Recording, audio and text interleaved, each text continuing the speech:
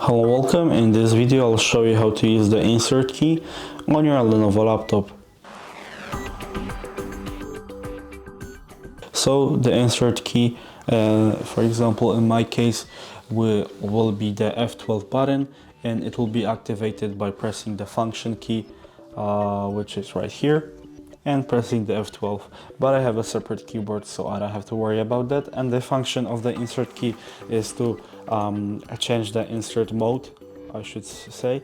And for example, as you can see, now I'm writing in the normal mode.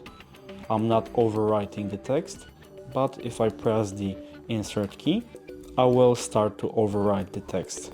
As you can see, if I do it from this side, the text will be overwritten, and if I disable it, it will be not.